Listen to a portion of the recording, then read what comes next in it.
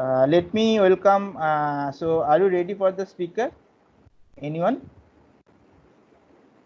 You can unmute yourself and Yes, speak. Yes. So. Yes, yes. Okay. Great. Great. So let me welcome you with Kailas and all other.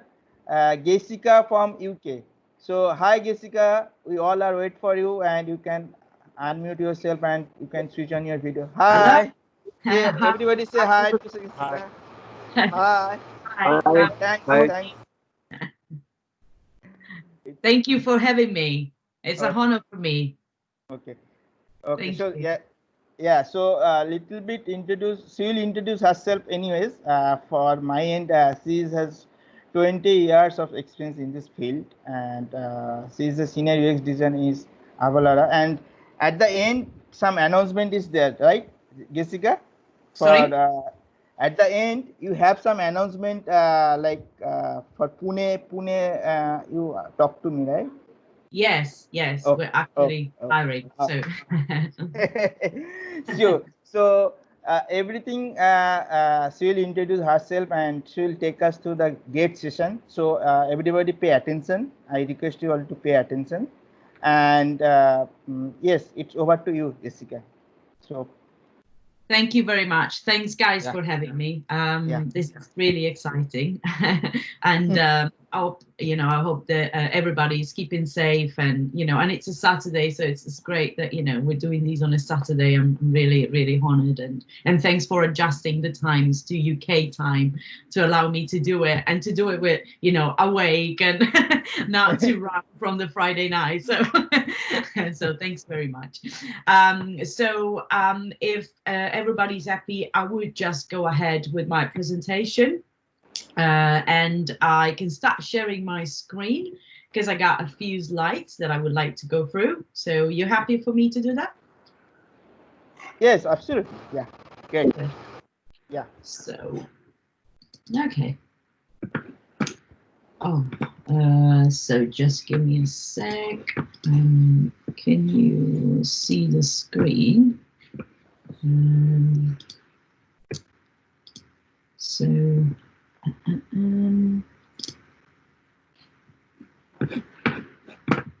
sorry.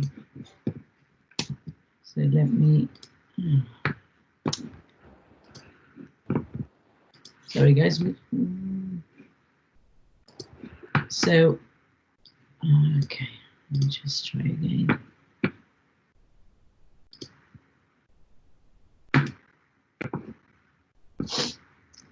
It's loading. Okay. Yes. Good. So, okay. So I would like to start this talk. We're talking a bit about well, not myself. It doesn't sound right, to say I'm talking about myself, but how I got to be a UX designer. So many times, I'm asked by my friends and family how I got into UX, and or they look at me and they're like, what is that you do again? Or and then I say, well, I'm a UX designer, and most of the times I get like a blank stare or like nervous nodding, like, ooh, okay, like, oh, so you make things pretty then. That's that's a classic. So I thought that I maybe I could prepare a slide to help clarifying what I do. So I hope this is helpful for everybody. But, so yeah, everybody has a very clear idea of what a UX designer does. But yeah, no, I mean, jokes apart, let's see. I will briefly show how how it started, how my journey started. So to answer the first question, how I started. Well, my background is in graphic design. I used to work for an advertising agency in Milan. We used to design printed adverts for National Geographic, and we're talking about 20 years ago, so that's I was a baby. That's so visual has always been my favorite medium.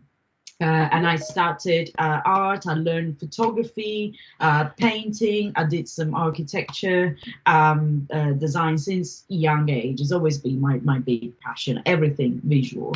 Long story short, my career evolved. With the times. So I went from graphic design to web design to UX. Then I was working in Milan and enjoying, and then one day I decided that it was time to leave Italy and move to a sunny place called London. My experience, I work as a senior UX designer at Avalara now in Brighton, but my experience as a UX designer tracks back to London. I used to work there for a company, but ran a solution that designs tailored apps and softwares, both web and mobile, for the likes of Virgin Media, KPMG, Amazon, and all those fancy names. My experience there wasn't just about designing, but it was about liaising with the main stakeholders, and I would do all the briefing, try to empathize, ideate, and test solutions with them. So after that experience in London, I moved to Brighton, where I worked for Futurely, which is an award-winning cloud-based software that does cash flow and forecasting. And then, after Futurely, I joined Avalara earlier this year, and I'm loving the experience. So back to how you get to be a UX designer. So what helped me going from web design to UX? Well, in addition to obviously studying all the fancy stuff like cognitive science and human computer interaction, blah blah blah, reading books, I was developing on-site experience. So what really made a difference was realizing that I had to step out of my comfort zone, and I had to talk to people and learn the art of networking and mainly listening. So I realized that, as a geek, I was a bit too comfortable spending time, the whole day in front of the computer, and with minimal social interaction. So I went to work as a store manager of a technology retail chain for a few months, while I was working as a freelance web designer. And that, I had enough clients to keep me, busy day and night, but the experience in the store, it took me away from being, in front of a screen all the time. And it pushed me to talk to other humans and empathize with them. And, whilst, I was also improving communication skills. So these, more than anything else, push me further, away from just being a designer to a UX designer. So actual honest interest in people's pain points and the needs, and a will to communicate with them, that made the big difference. So I'm sure that, those of you who work in UX, this could probably be like a questions like, well, I know what UX is, well, I'm sure you do. But still, what is UX? Sometimes it's quite difficult to explain what UX is.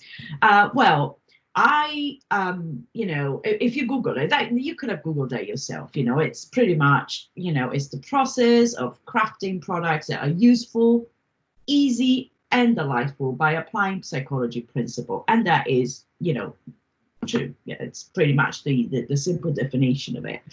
But let's also have a look at what UX is not. It definitely is not making things pretty. At least I would say not just making things pretty, and it's not, it's not form over function. Although, let's not forget that harmonious, balanced, and well-crafted visual design is an essential part of a great user experience. So another thing is, I would like to have a look at a couple of examples of what good UX is not. So for instance, good luck with trying to understand how to get wherever you need to get in these, if you use this lift, this elevator, or even this one, it's even better. Like, okay, where am I supposed to go? What am I supposed to do? So I like thinking that a good, a UX design is actually the art of being curious. It's a holistic approach to problem solving. So can anybody be a UX designer? I would say to some extent, yes. If you're passionate about, creating a product that is user-centered and makes things easier for the user, rather than just tech-centered, you are already on the right path. But again, it's not enough. So how can you be a successful designer with a winning mindset? Well, obviously it's easier said than done.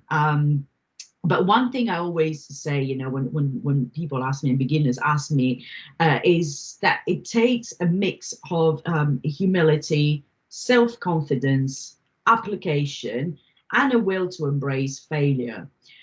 It's highly likely that, as UX designers, especially in the beginning, but I think it's a constant, we will experience a bit of imposter syndrome, especially if you're a woman, and as well as a feeling like nobody understands design better than us. So we always shift from being, I'm the best to, ooh, I'm the worst.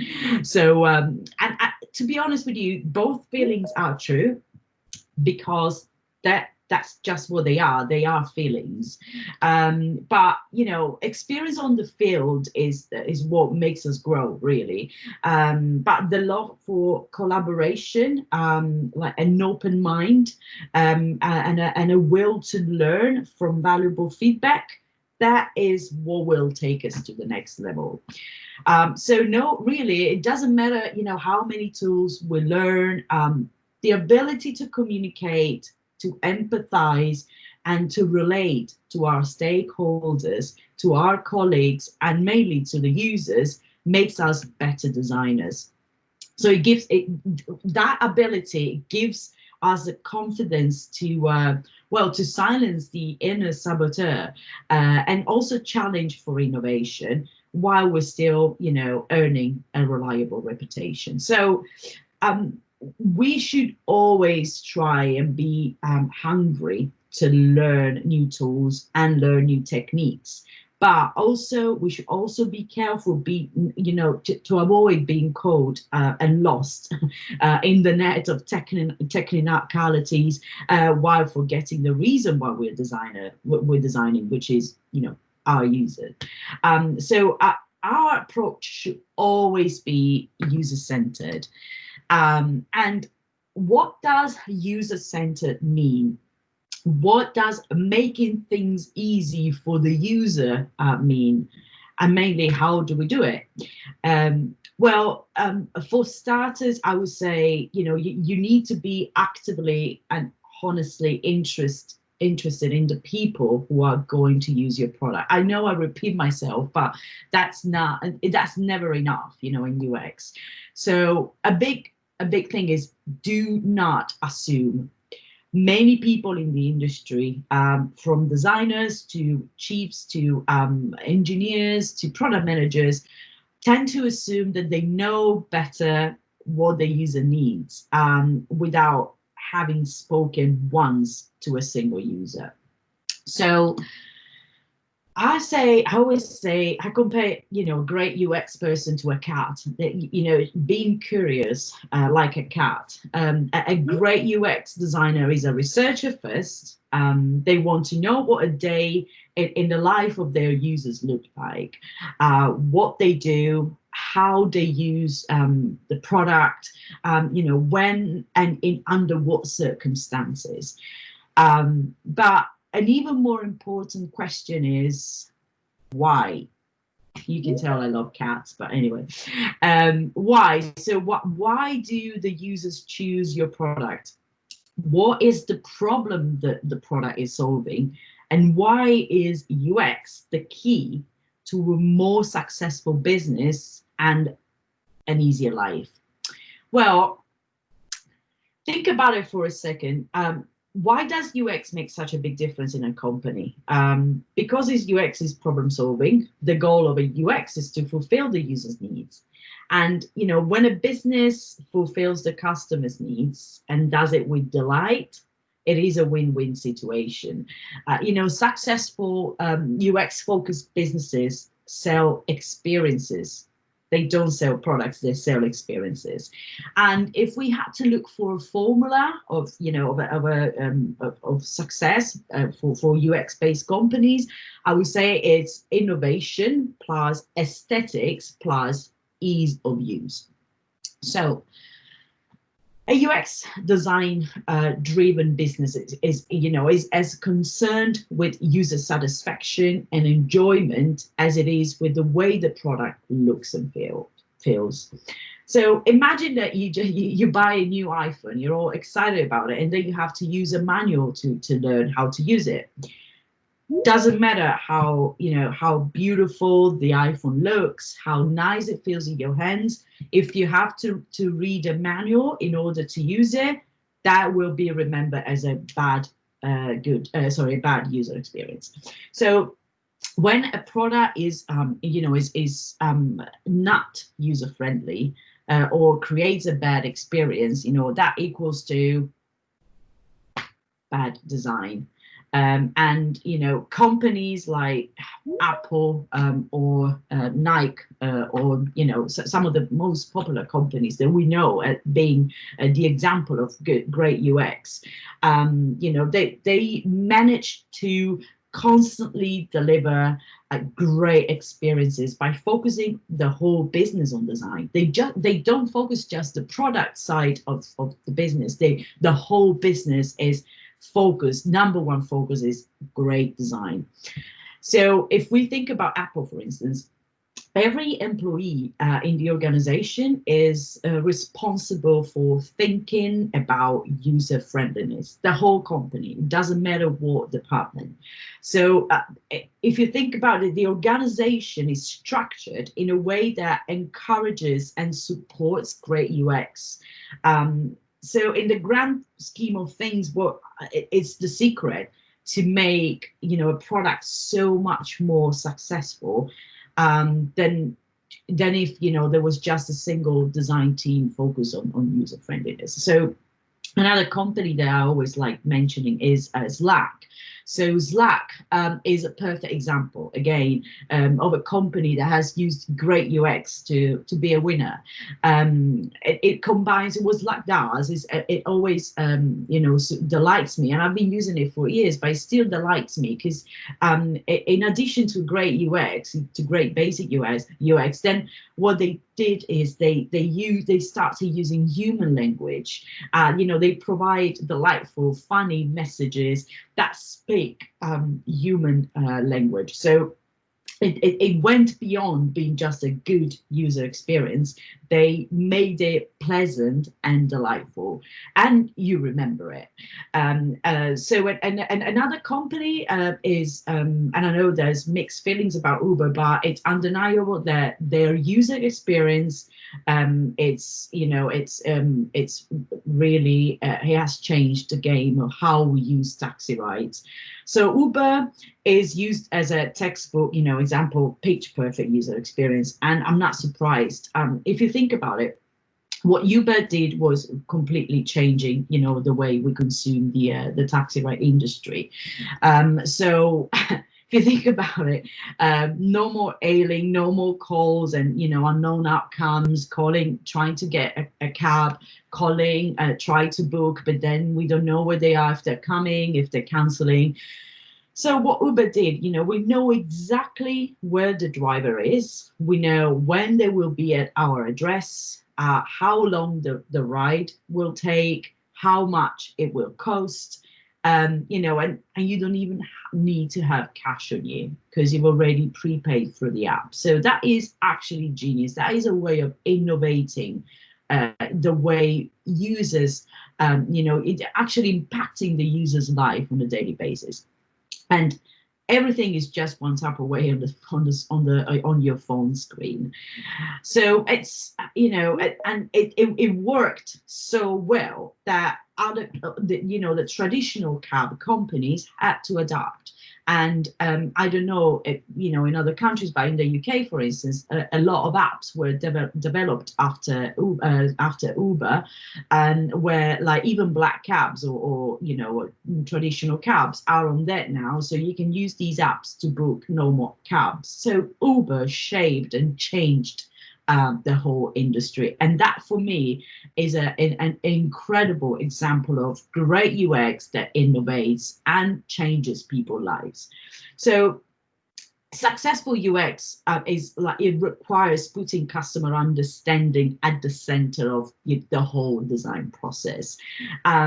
These companies that are design oriented, they put an emphasis on creating a positive user experience, and they invest in UX talent. They make sure that the UX teams are quite big teams, and they're quite varied, and they focus on different aspects of UX design. So it comes as no surprise then that UX design driven companies outperformed the S&P 500 by 228%, and that is a lot over the last 10 years. So some of these companies, what they did, they went beyond offering great experiences. They offered the users a reason to become ambassadors. So think of Apple, for instance, or Mercedes. The sense of exclusiveness that comes from buying an iPhone or a Mercedes elevates the experience to a sense of identity. So it is then perceived, that experience, as something that goes beyond owning a product that works.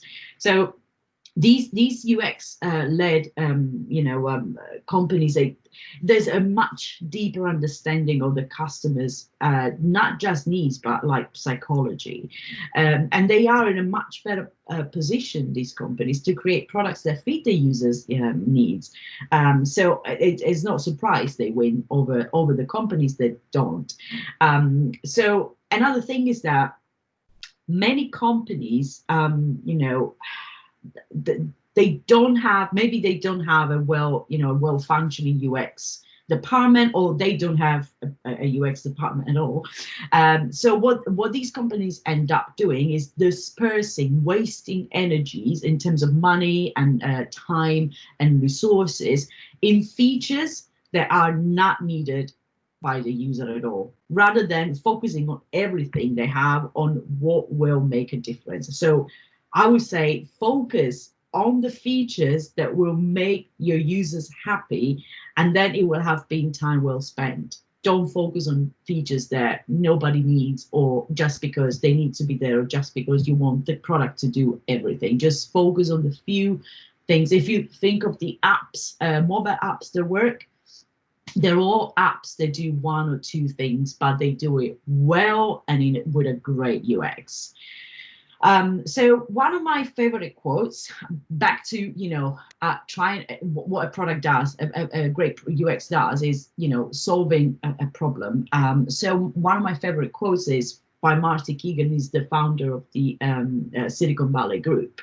It's fall in love with the problem, not the solution. So when you are obsessed with understanding, what is causing the problem and how it affects the user's life on a daily basis, the solutions will come, and there will be more than one solution, and and it's easy to then choose because you can test the different solutions. But the problem is what should be our main concern.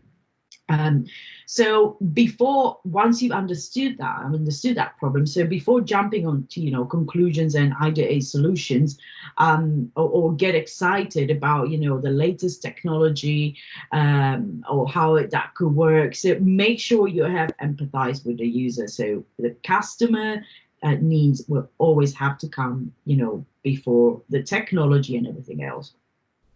And that is how companies that are product led win over companies that are just tech-led, there's a big difference.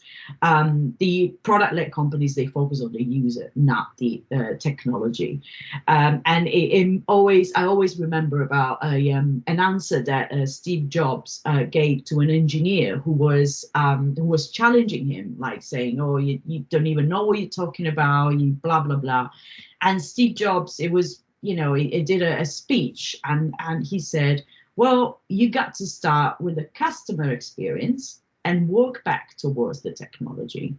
And I know you can tell I'm an Apple fan from from this presentation, but as a UX designer, my admiration for Apple, with all the flows that every company has, but as a UX designer, I cannot not admire their incredible user experience and how they shaped our lives, again, how they completely changed the way we consume technology. So UX design is not, as I was saying, is not just about drawing pixels or engineering a website layout or with the latest technology or the oldest sometimes. Not unless those pixels, that layout are serving one purpose only, which is making the final user's life easier. And business reward will follow automatically. The business will win if they, if it solves a user's need and does it with delight. So for those of you who like stats, this is a very interesting survey that the source is Envision, which I'm sure all of you know. So judgments on website credibility are 75% based on a site's overall aesthetics. So yes, aesthetics are important. 88% of online consumers are less likely to return to a site after a bad experience. And that would be itself the reason why, if I had a company, I would say we need to invest in UX, because we will lose 88% of our customers. And first impressions are 94% design related, because most of us humans, if what we see, sight is is the main predominant sense that we have. So now we've seen how a great UX makes a business, a company win. But we also were talking about how it impacts everyday's life, people's everyday life. So, have you ever noticed how, like, if things aren't the way we want, we sometimes feel a bit of a discomfort, a bit of a, we show frustration at the slightest intrusion to our comfort and luxury. If something doesn't work, we feel, we kind of feel a bit of discomfort. So think about right from the moment we wake up in the morning and, we come across numerous products, toothbrushes, TV sets, conditioners, washing machine, cars, microwaves, and blah, blah, blah. The list is super long. So if any of these products offer a bad experience, we will notice right away and either unhappily adapt, or we will replace it with an equivalent that is more user-friendly. So user experience is the emotional experience that consumers receive through a website, products, services, apps, or any online communication. But it's not just online. It has a much broader scope than just websites and apps. So probably most of you know about this book. So it's a great book by Don Norman, and it explores, how UX impacts everyday life, and we're talking about UX across physical products, not just online products. So remember that users don't notice design unless it's flawed. So for instance, you wouldn't think of the usability of a door until you find one that has a handle that bangs against the wall, or how many times do you actually look forward to reading a manual when you buy a new product? nobody does really. And you know, most of the times a great design means no need for instructions, and if there's no need for instructions, it's a big win. So I would like to conclude by saying, well, if you don't know this book or you've never read it, it's a great book. And I mean, in general, Don Norman is, you know, one of the fathers of UX. But as designers, we really need to think about the human factor. Doesn't matter if we, you know, if it's online or not. The human factor and the way the users interact with their product in the field, so that we can provide the best experience based on how people act. And that for me is the main thing. So everything else comes after that. Focus on the user, who they are, what they do, why they do it, and then, you know, go ahead and design the best experiences that you can design. And so that was my talk, and I hope you enjoyed it. I hope you're all still awake, and thank you very much for listening. These are some of my website links and social media if you want to follow. And yeah, if you have any questions, I'm super happy to answer the questions. Yeah, thank you, Gessica. It's a very nice session for all of us. Yeah, very thank you. We learn a lot of things, and like the experience tells more actually. So yeah, anybody have any question to Gessica? You can unmute yourself, and you can ask. Hello. Yeah. Anybody have any question?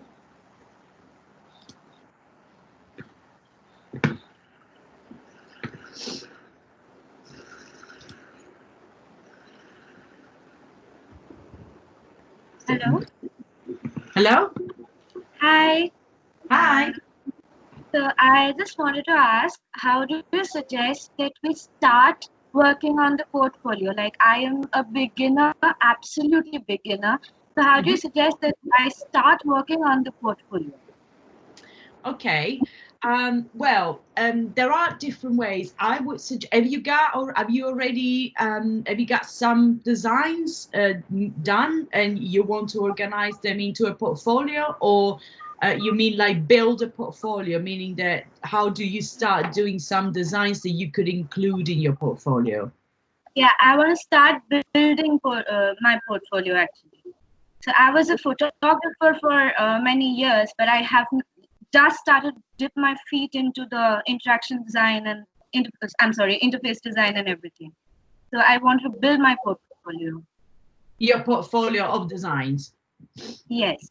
Yeah, well, what I suggest is, the thing is that there are, like, for instance, if you visit Dribbble, right, it's such a popular community. The problem with Dribbble is it's focused on UI a lot, but UX goes beyond that. So, for instance, what I would do is imagine that you were hired by a big company like, I don't know, Uber or Booking.com. So choose an app or a software that you really like, that you that you use a lot.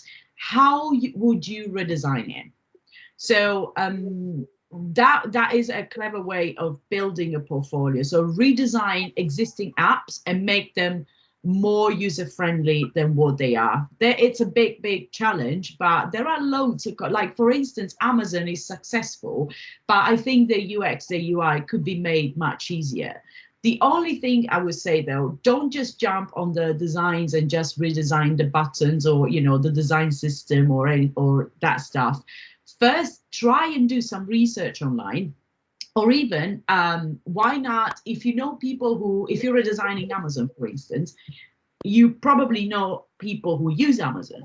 Talk to them, do research, do what you would do if you were working for Amazon, and Amazon asked you to redesign their, I don't know, their cart experience, shopping cart experience. So imagine, put yourself in the shoes of a designer who would have to do it. So what would you have to do? First thing, speak to your friends or people you know, they use Amazon. Try and interview them, try and understand, see them use it. So, and document everything, literally everything, document everything. And then when you've spoken, let's say to 10 people, don't, well, I won't, let's just talk to 5 people maybe. 5 people is enough to see the patterns that emerge. So if 3 out of 5, for instance, they get stuck in a specific place or don't see a button, that is a pattern. It's more than 50% of the people don't see the button, so it can be placed somewhere more user-friendly. So do that research, document everything. Do you use any designs software like Sketch or Figma? Yeah, Figma. I'm like familiar with Figma. And Yeah, topics. That is great. Figma is absolute the best.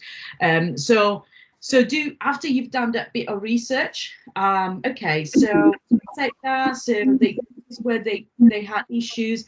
How would I redesign it? So start and iterate some screens, not many, but the basic screens. Do some prototypes, and then show it to your friends again, to the same friends that you talk to, and you know, and they said, you know what, you know, this is where I don't like it, this is where I find it difficult, and see if, you know, if your designs work better, and then based on that, you either iterate again, do changes, but whatever you do, document everything, take screenshots, and then there is a platform that I absolutely recommend to build your online UX portfolio. It's UXfolio. Let me get the exact address. I don't know if you know UXfolio. Have you heard of it?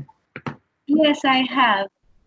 Okay. I have friends who's working in UX, so he told me once.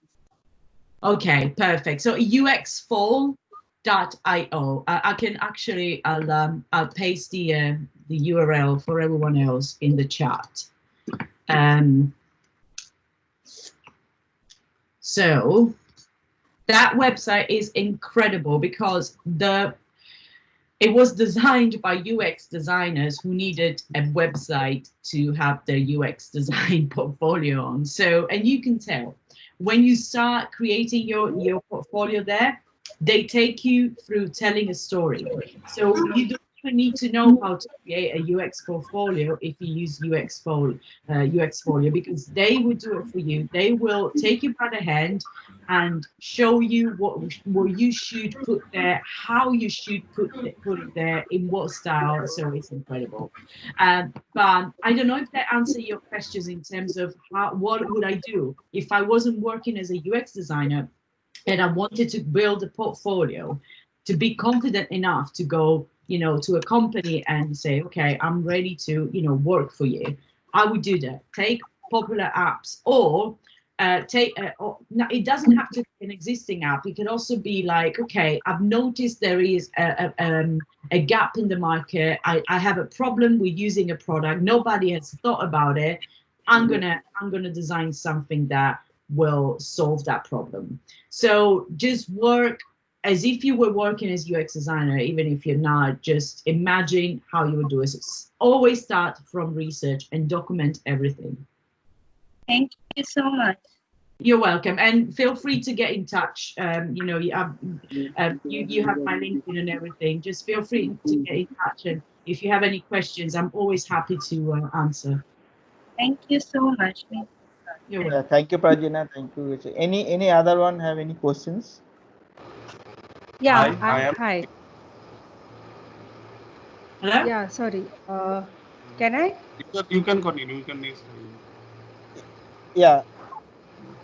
Yeah, Yes, hi. Shweta. I'm Shweta Hello. here. Hi. Yeah. So, yeah, hi. So I have question that what if we are working as a UI UX designer, which is hybrid post, which is it is very common in India that companies ask to work as a UI UX designer. and as I have design background, so it is easy for me to adopt the UX skills, I can say, because my UI was already better. So my question is that when and how we should understand that we are ready to accept to take the higher positions in UI aspects, means in UI positions, I mean to say. So how we should understand, how we should evaluate ourselves that that okay, this is the time, and even the opportunities are coming. So sometimes we don't feel that confidence. Yeah. So how we should understand that, and take the opportunity and go forward. This is my question. Well, it's funny that this is coming again from a woman, and I'll explain why I'm saying these, because there was a survey and a research that and I hope the men don't get it wrong, but actually they found out, some recruiters, that men apply for jobs even if they're like below 50% of the skills, they still go for it. Women don't apply unless they have like something like 98% of the skills match with the jobs, because it's a sense of confidence. So as you said, yeah, how do I know I'm confident enough to do that? Well, it's a bit of a I would say it's a bit of a pushing your confidence a bit towards, and speak to your saboteur. So maybe when you like see a job that you think you could do, but it's like maybe not. Well, stop and say, why am I thinking that? Is it because, so go through the actual skills and say, okay, this I have it, this I have it, this I have it, these I don't have it, but could I learn it could the other skills compensate? Maybe I can speak to the recruiter and understand what is essential, what is something that, even if it's not there, my attitude, my will to learn, my will to bring something to the company will compensate. Because remember as well that especially technical skills, they can really be learned quickly, and on even if you study at night, if you don't have time, if you really want it and there's one skill, a technical skill that you want to learn, just learn it. I think it's more the attitude that we have, is what we bring to a company. So when you see a list of skills or a job description, I would say, if you feel that you have that you have the skills and still you can bring something with your personality, just go for it. The worst thing that can happen is that they say no. There's really like the you don't want to fail. Nobody wants to be told no, you're not ready for these but if that happens, ask why. So it has happened to me in the past that I've applied for jobs and I didn't get them. I wanted to have a feedback. I wanted to know, tell me exactly what is the reason why I didn't get it. Not because I think I should have got it, but because that's the only way that I can grow. That's the only way that I can fill the gap. Okay, so all right, no, your designs were amazing, but the way you were presenting them wasn't strong enough. Great. So I know I have to work on that, on my presentation skills. So just go for it. If you feel you have enough skills, you don't have to have all of the skills. Believe me, you don't have to. Nobody has 100% of the skills of every job description. If you have a decent amount of the skills that are essential, and you have the right attitude, and you feel like the company, the job description, the company that you want to join is kind of the same level as you in terms of what you want life and what the company can offer you, and vice versa, go for it. The worst that can happen is they say no, and then you ask for feedback, work on the feedback, and go back and apply again for another company. Just go for it. Absolutely. Did that answer the question? Yes, absolutely. Yeah, thank you very much. Actually, it is more than like self evaluating, like ask ourselves and get answers from within. Yeah, it is. That's what you are trying to tell me. Yeah, and again, the worst that can always ask yourself, what is the worst that can happen? They say no. Great. I'll accept failure. One of my points was how to be a designer with a winning attitude is accept failure. That is the main thing. Really, do accept failure, and that's it. Move on, and then next one. Thank you. You're welcome. Absolutely. Thank you, Shweta. Thank you. Anyone else? Hi. Hello. I am from Kolkata. Okay. I am a UI UX designer in a small company. This is a product-based company. So I have to work only on product. Okay. So I have just only experience in on product. So how can I learn more, experience more things in the other things? Okay, so you mean an industry when you say one product, or you mean you work just on one just product? one product in my organization, but here many applications gone through. So how can I learn the new things, the experience the new things, Like new products, you mean? new products in Yeah. home or other things? How can I practice those things? Sorry, I can't really hear you very How well. can I practice? How Okay, can I learn? so yeah, I clear that question for Jessica. Jessica, he is working for a small product company, and he is only focusing only one point of product, only one product.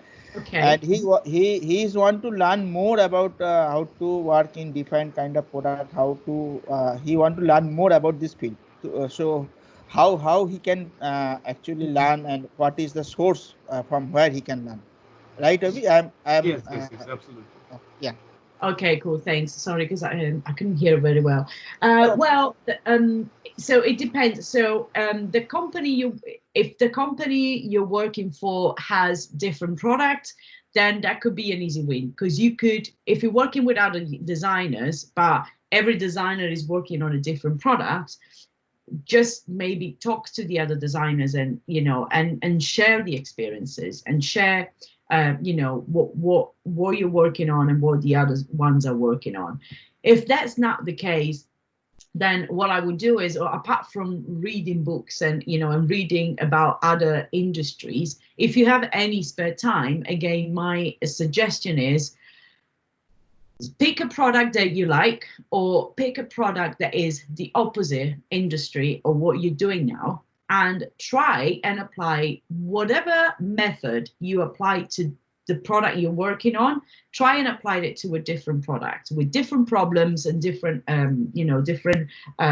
don't know, type of users. So the method can be the same. So you go through research, interviews, iteration, testing. So you apply that to the same, to a different industry. Obviously, you might not have access to the users, because how do you do it? But as I was saying, if you pick a popular app, you probably come across with family or friends who use those apps anyway, and they are the ones that you can use to do research. So you can build your portfolio. Say, okay, this is what I'm doing now. This is the product I'm working on right now as a UX designer for this company. But this is what I'm doing in my spare time. I give you an example. I'm working like at Avalara, where and I'm working on a specific product that is a heavily, is a heavy accountancy taxation product, which is great because it really can solve a lot of problems and big complicated journeys. But also as a designer, I want to keep myself constantly refreshed from the UI perspective as well. So what I'm doing is there is a relatively new style that is neoformism, which I'm sure you've heard about. So in my spare time, what I'm doing is I'm redesigning the Uber app as it will look like if it was neoformism, and that will go on my CV, on my portfolio. It doesn't matter. I'm not looking for a job, but it would just go there, because if I had to hire a designer, one of the things I would want to see is how do they experiment? How do they push the boundaries? How do they go beyond what they're working now? Because that shows passion for the profession, passion for what you do. I don't know if that answered the question. Absolutely. Yeah. Yes. Yeah, We thanks, can Avi. go for it. I think it's hello. Hello? Yeah. Can you, Avi, can you go for a mute yourself and switch off your video for some time? Okay, great. So, yeah, absolutely, Jessica. That's a very great thing what you are talking told to Avi. And anybody else have any question? Hello. Hello? Yeah. Who is this? Kindly come one by one. I mean, or hello. Uh, Hey, hello. This is Ayush. yeah. Yeah. Hi, Hey, Alice. hello. Hey, hello. I currently work in a startup in India, so we built an expense management product. So currently, in the last few months, we have started building a team which focuses on like fixing usability issues which come with the product, and we haven't been able to find out a very good way to actually go around this. That is, currently what we do is like we sort of look at recordings of what how the users are using our application and Mm-hmm. try to figure out issues from there. But it's like very manual and it takes a lot of time, and the research is like needs a lot of time. So are there like easier more like better ways of going around this, or like hiding usability issues? So, if I understand what you're asking me, how can we do, because research takes time sometimes, and we don't have that. Is that what you're? Yes, because yes, we have to show that we are doing something, and it's difficult to explain this Yeah. to the business. These stuff. Well, the thing is that it also depends. Well, first of all, there is a book that is highly recommended if you can't afford to have a whole research department all the time to do thorough research, and it's Just Enough Design by Erica Hall. I'm gonna actually post the link in the. She's brilliant, and she gives loads of tips to do great research. Just give me a. Just Enough Design to do great research without Just Enough Design book, without having to spend too much money or or too much time, which sometimes is sorry if I find it. So what software are you using to do research? So we use something called Hotjar to capture like screen recordings. Something called Mixpanel to track clicks, and when new designs are coming out, we track them using high fidelity mocks using that something called Maze IC. So we use usertesting.com in what we do is it also depends. So are you testing with prototypes, or are you testing with proper, like with a live product? No, when new features come out, we do them with prototypes in the first stage. But but because the application has been there for a while, older features we sort of get to look at screen recordings and stuff. Okay, and how long do you like? How long is every session that you do of like testing session? It depends. So we normally present the user with suppose we ask one of our colleagues or someone who is not familiar with the application that much. We we open up the app for them, show them a few basics, and then ask them to do something and see if they can figure out doing it by themselves. So, and we see where they get blocked and stuff like that. Yeah. Okay. Well, the thing is that facilitator sessions where you sit with a user and ask them to do, but you're there with the user, it shouldn't take longer than 45 minutes, an hour, but less than that, it can be a bit like not too rushed.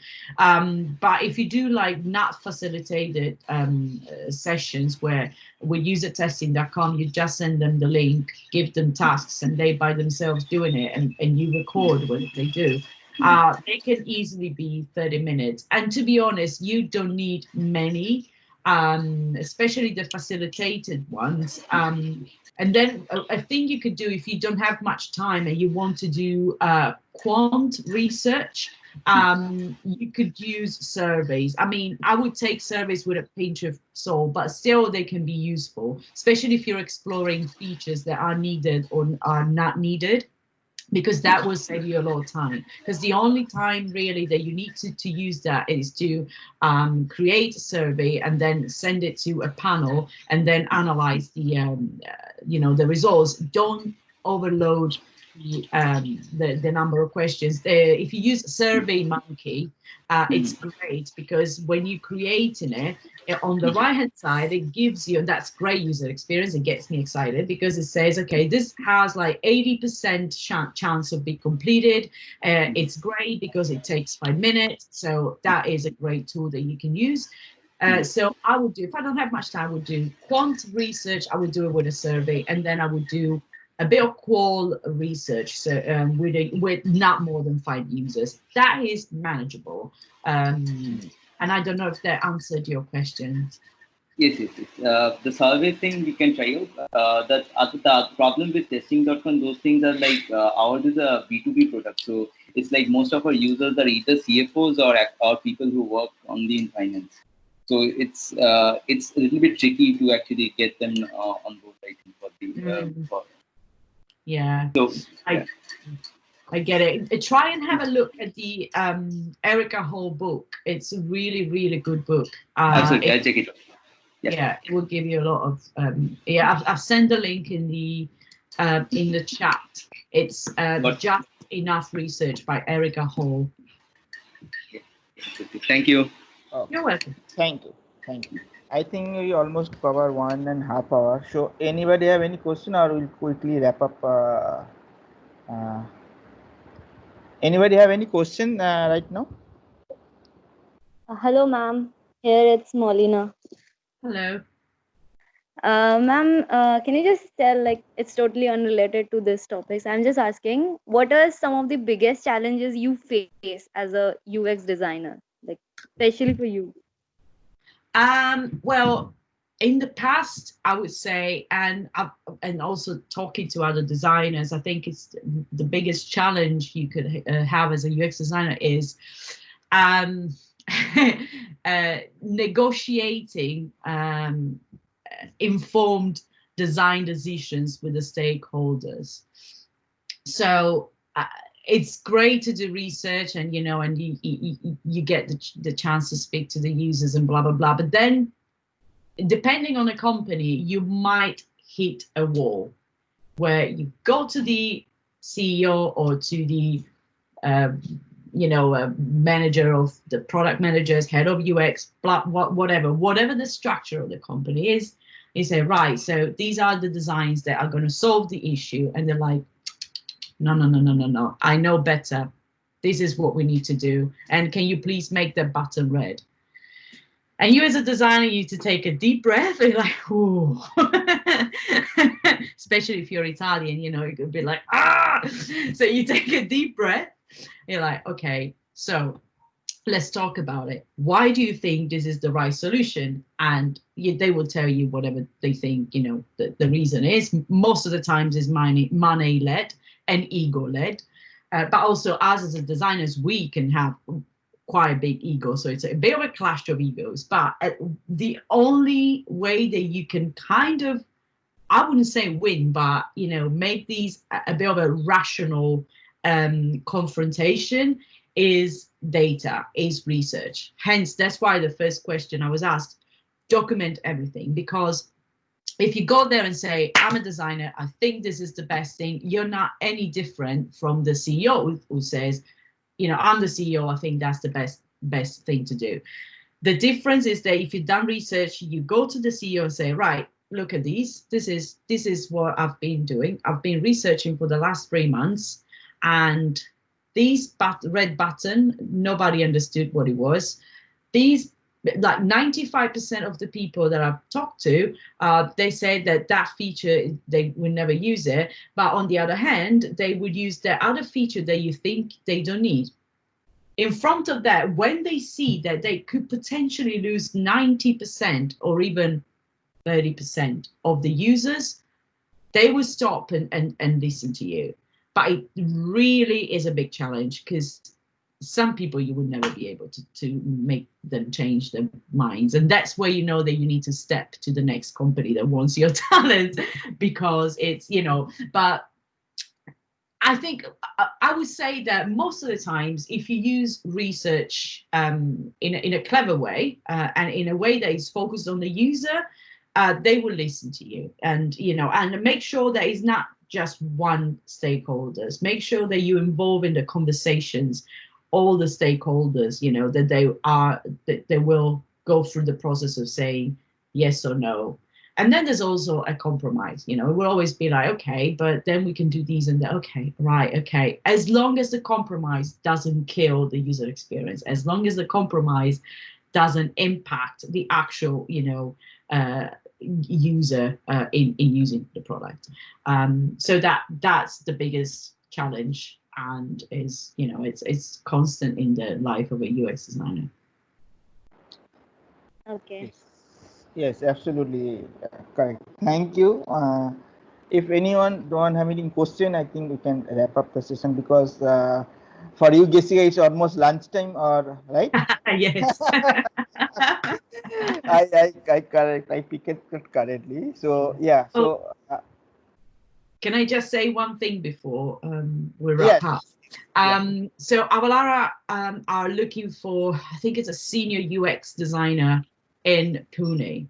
So if you guys you want to apply, or anyone who who would like to work, the company is insane, is an amazing company that is investing a lot in UX.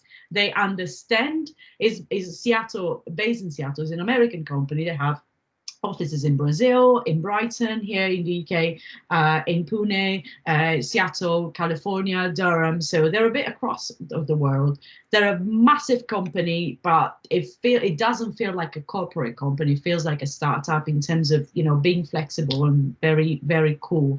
And they are investing a lot in UX. They understand that only with a great UX team and department you can win and you can make a difference. So if you fancy that, you have my details. Just get in touch with me through LinkedIn or whatever, and I'll be happy to speak to because it's my line manager. He's the hiring person, so I can forward to him the CVs or portfolios or whatever.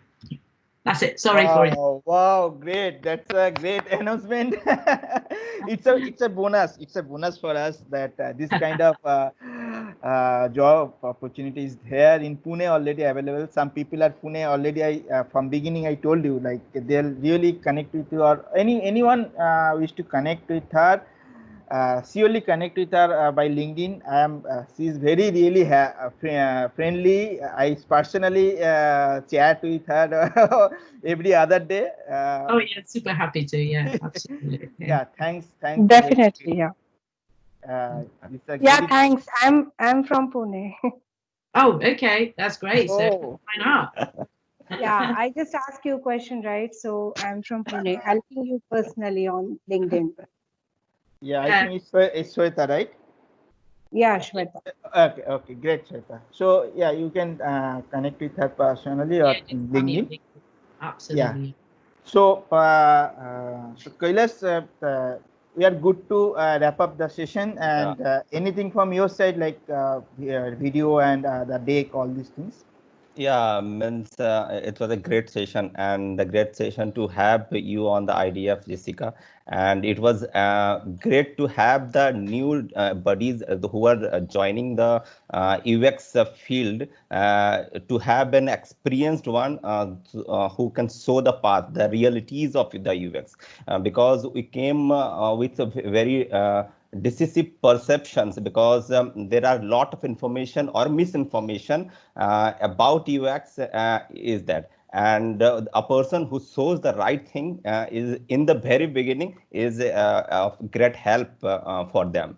And it is the best part that you have the offer that have in Pune and in India is a grabbing opportunity for the new designers or who are looking for a job or a change. And it was nice to have you on the idea platform, and thank you. No, thank you guys for having me. It was an honor, and I really, really enjoyed it. So Yeah. And one more thing, Jessica, we will be sharing the deck that you have shared to the joinees who have joined, and they will be mailed on the registered mails, and we'll be sharing on our platform as well. Cool. Yeah, perfect. Yeah. Okay. Thank you. Thank you, Gessica, for this great session for us, and you spent some time, your valuable time, this Saturday morning for you with us. And thank you. Thanks for doing it. And I would like to also thank the new joinees who have joined from different parts of the world, in fact, and it's a Saturday, as you said, joining. And thank you for everybody who have joined the session. Yeah. Likewise. Thanks very much for everyone who Thank you. stayed on. Thank you. Thank you. Bye. Bye. Bye. Bye. Bye. Bye.